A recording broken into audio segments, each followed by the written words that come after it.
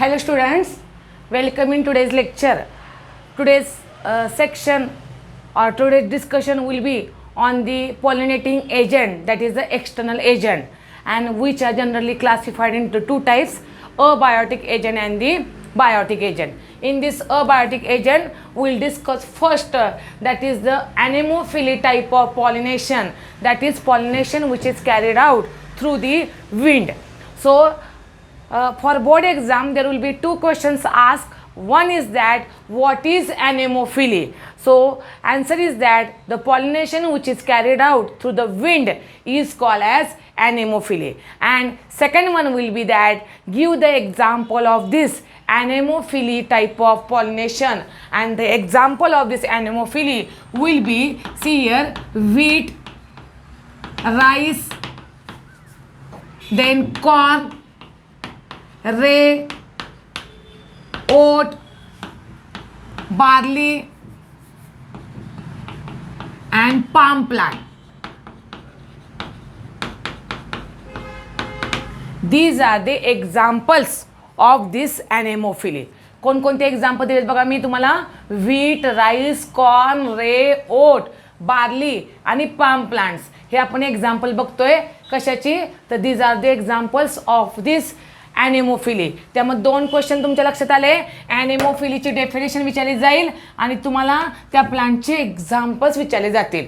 Clear. आता बघा सगळ्यांनी या ठिकाणी तुम्हाला इथं अजून एक महत्त्वाचा पॉईंट विचारला जातो 2 किंवा 3 मार्क्सला, ॲडॅप्टेशन्स ऑफ द ॲनेमोफिलस फ्लावर. म्हणजे ज्या फ्लावरना विंड मार्फत ज्या फ्लावरमध्ये पॉलिनेशन होते त्यांचे ॲडॅप्टेशन्स विचारले जातात. त्याआधी मला तुम्हाला हे सांगायचं आहे की फ्लावरला लिव्हिंग एजंट पण व्हिजिट करत असतो आणि नॉन लिव्हिंग पण करत असतो, बरोबर आहे की नाही. जेव्हा लिव्हिंग एजंट एखादा व्हिजिट करतो, जसं आपलंही एक्झाम्पल आपण घेऊ शकतो ह्युमन बिईंगचं.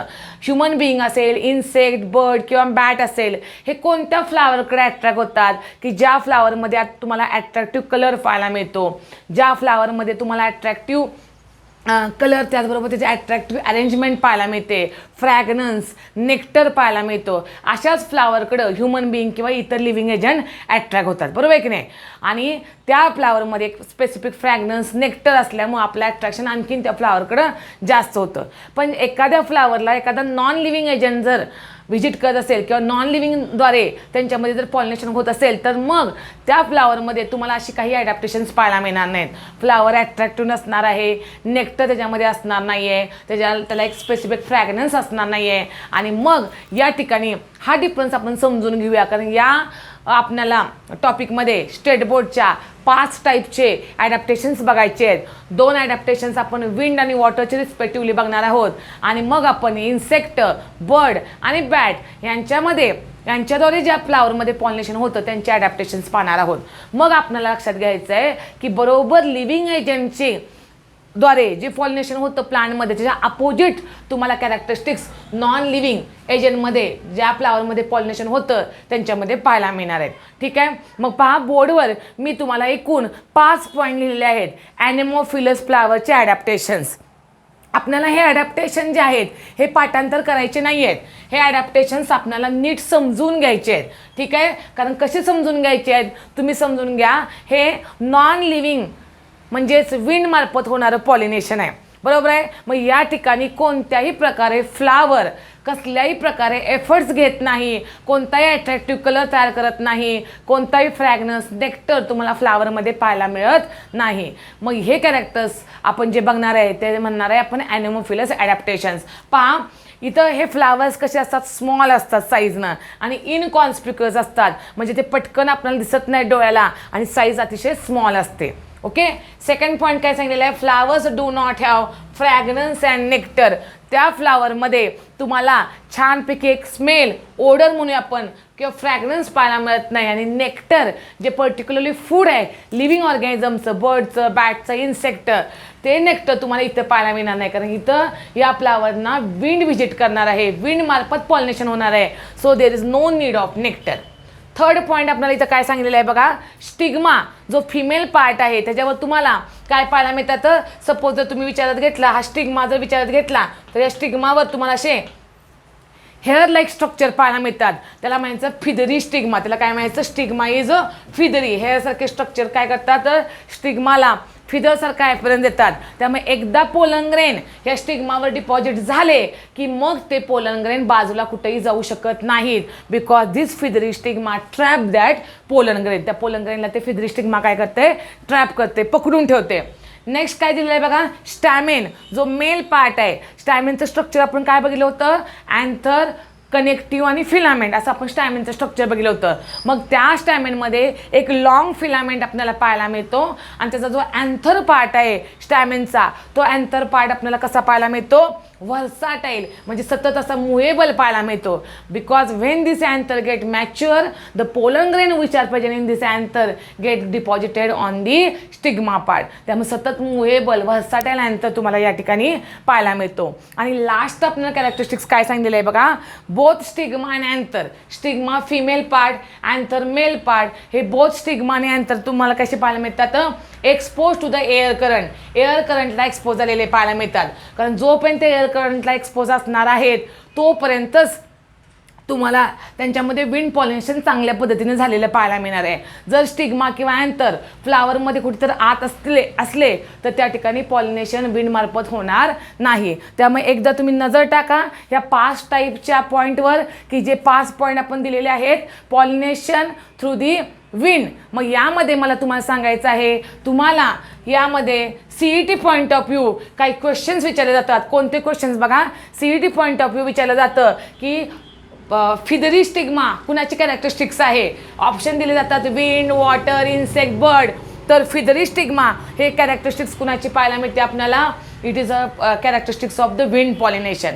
त्यानंतर सेकंड क्वेश्चन विचारला जातो, व्हर्साटाईल अँथर ही कुणाची कॅरेक्टरिस्टिक्स आहे, तर विंड पॉलिनेटेड प्लांटची कॅरेक्टरिस्टिक्स आहे. अजून एक महत्त्वाचा पॉईंट विचारला जातो तुम्हाला, तो म्हणजे काय, तर इथं अजून एक पॉईंट मी तुम्हाला मेन्शन करायचा राहिला आहे बघा, तो इथं मेन्शन करते. 6वा पॉईंट काय आहे, 6वा पॉईंट, हे विंड मार्फत पॉलिनेशन होते. मग हे पोलन ग्रेन जे कॅरी होणार आहेत एका फ्लावरमधून दुसऱ्या फ्लावरमध्ये, हे पोलन ग्रेन कसे असणार आहेत, ड्राय असणार आहेत. कारण ते कुठेही आधीमध्ये पडले तर ते कुठल्याही सबस्ट्रॅटमला कुठेही बॉटमला चिटकून येत म्हणून ते ड्राय असतात.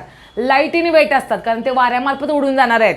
त्यामुळे त्यांचं वजन काय असतं, हलकं पाहायला मिळतं. आणि they are producing enormous number, in large number. कारण आधीमध्ये जर ते पोलन ग्रेन निम्म्याच्यावर खाली पडले तर मग आपल्याला पाहिजे त्या स्टिग्मावर त्याचं डिपॉझिशन होणार नाही.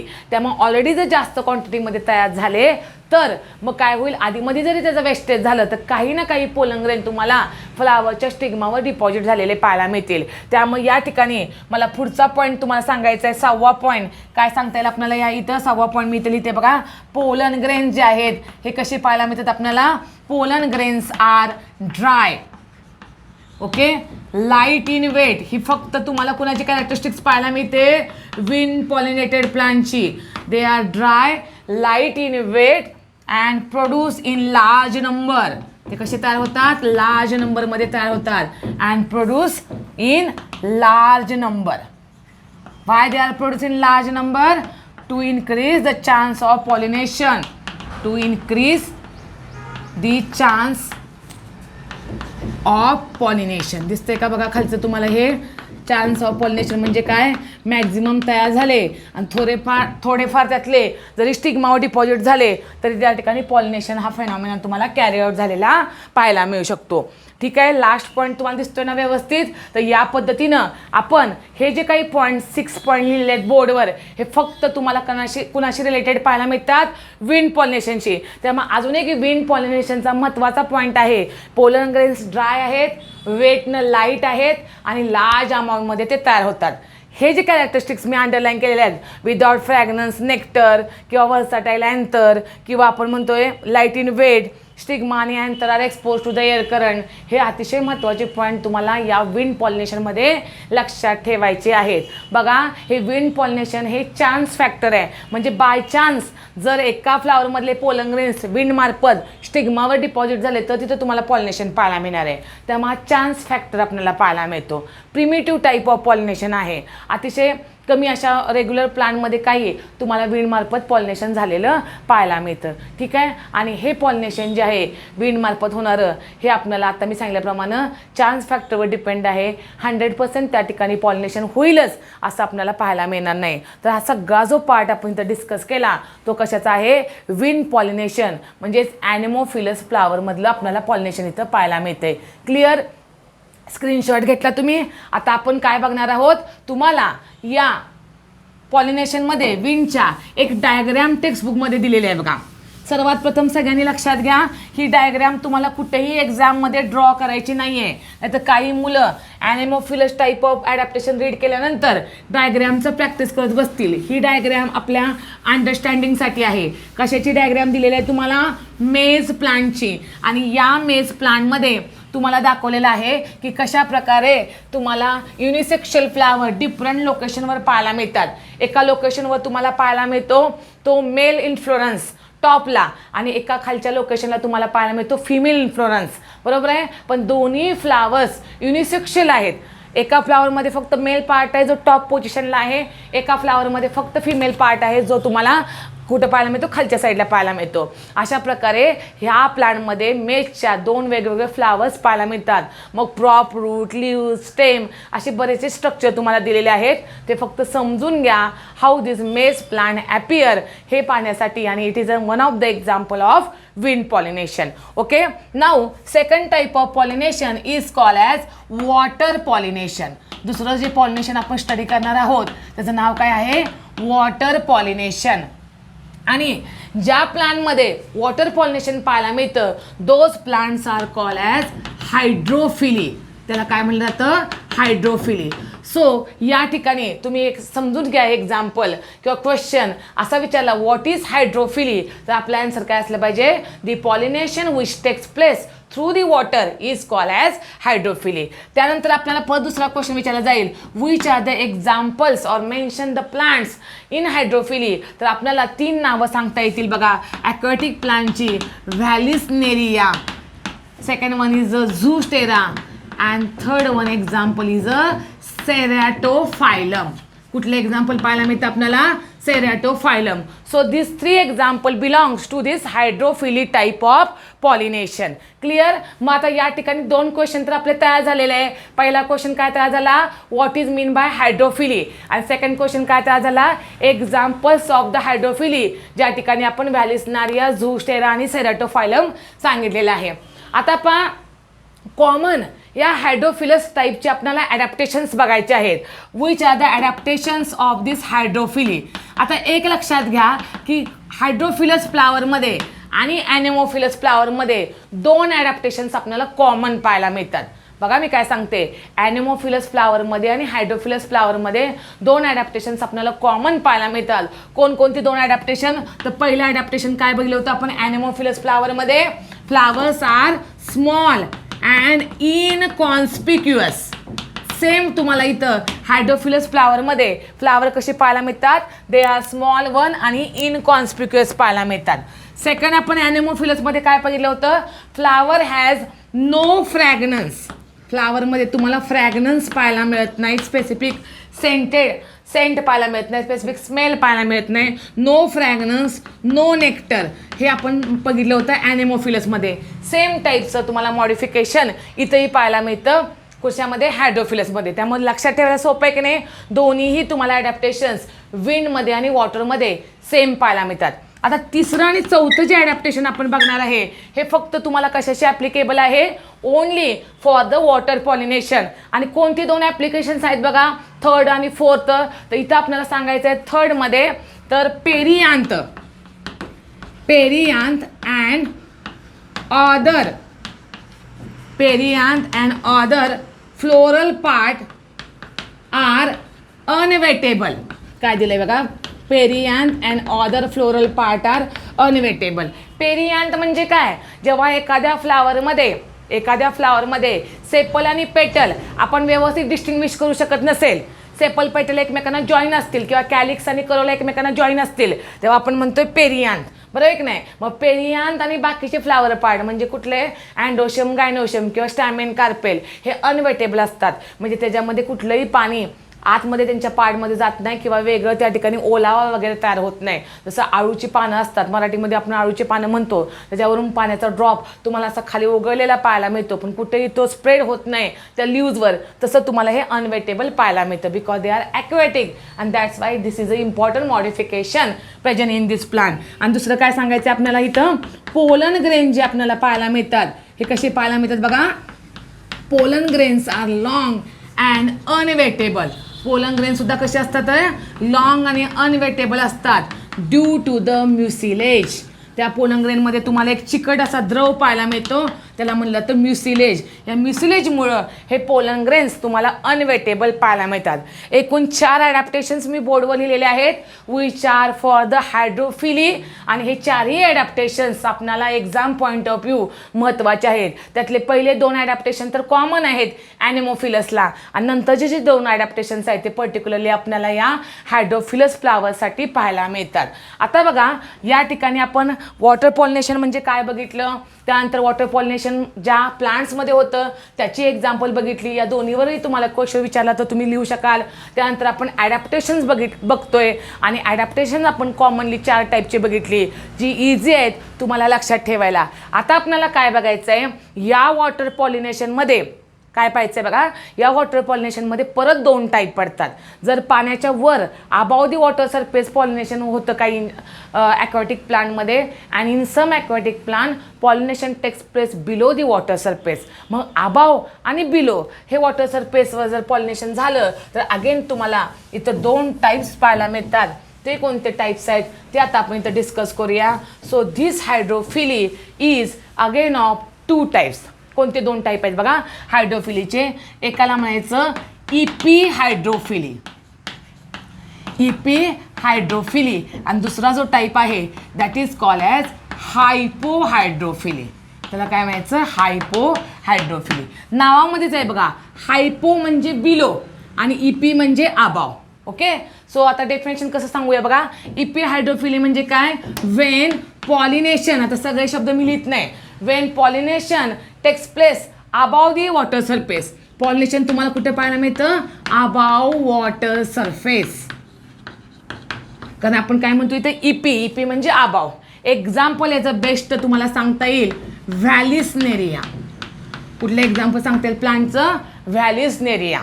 आणि जर पॉलिनेशन तुम्हाला हायपो म्हणजे बिलो, जर पॉलिनेशन तुम्हाला कुठे पाहायला मिळालं, बिलो वॉटर सरफेस.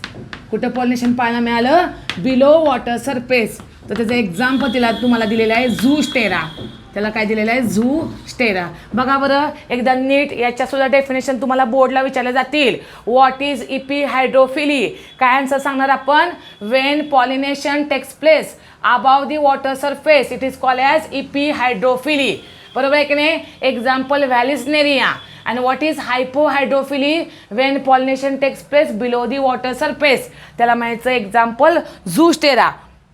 तर हे व्यवस्थित लक्षात ठेवा, इपी आणि हायपो वरून तुम्हाला लक्षात ठेवायला हे इझी जाणार आहे. यानंतर आता आपण इन डिटेल थोडक्यामध्ये 2 टाईप्स आपण इथं बघणार आहोत. त्यामध्ये पहिला टाईप मी इथे एक्सप्लेन करते, that is called as hypo हायड्रोफिली.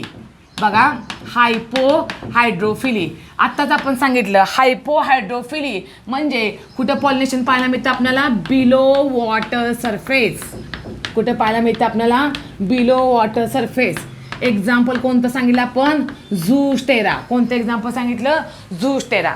आता इथं काही बेसिक गोष्टी आपल्याला लक्षात ठेवणं गरजेचं आहे. Why there is pollination takes place below the water surface. तर इथं काय पाहायला मिळतं बघा आपल्याला. First point is that pollen grains, pollen grain जे असतात हे काय असतात, are heavier than the water.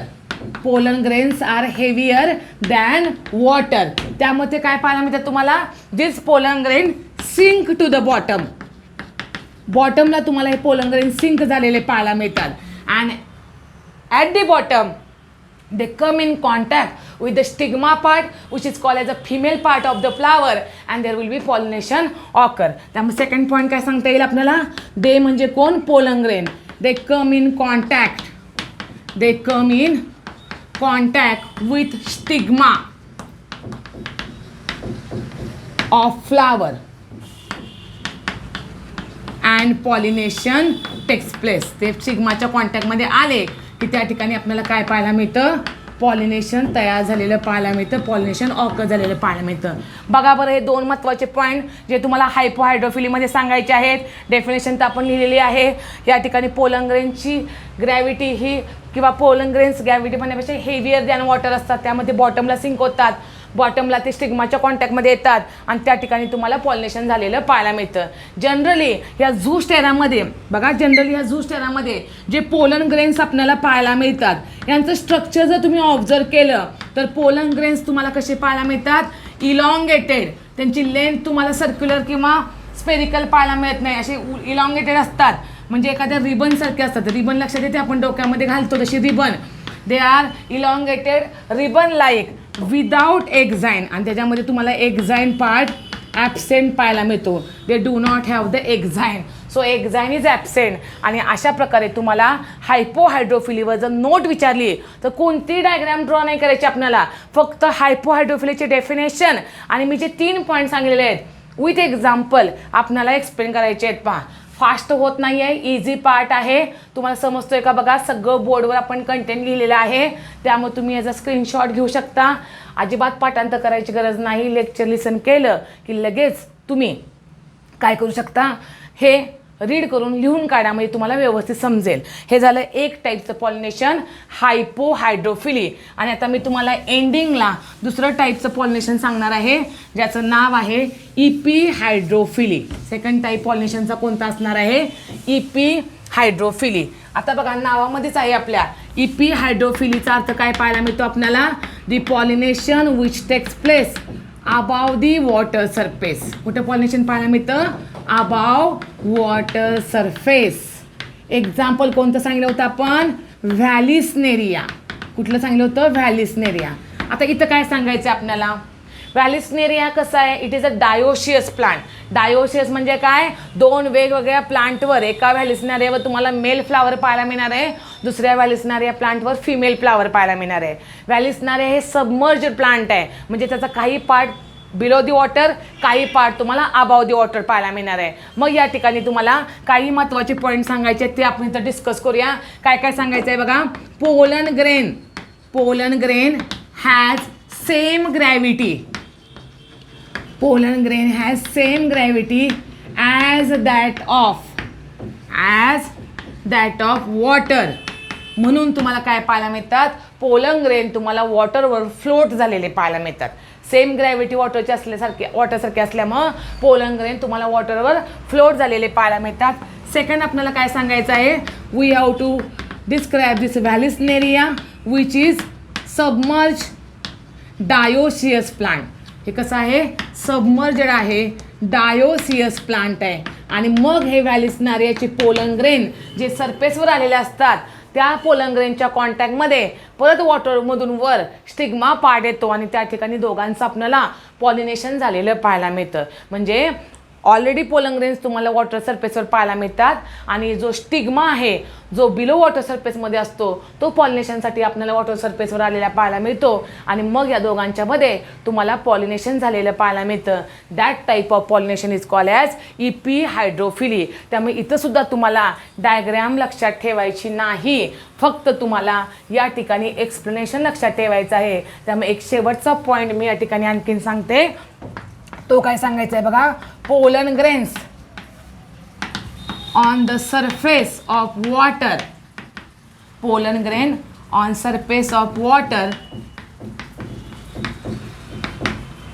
Get pollinated by stigma.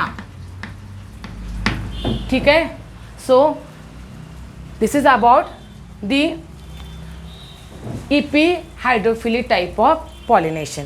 Clear. या ठिकाणी आता आपलं लेक्चर स्टॉप करते मी. आजच्या लेक्चरला आपण विंड आणि वॉटर हे 2 अबायोटिक एजंट डिस्कस केलेले आहेत.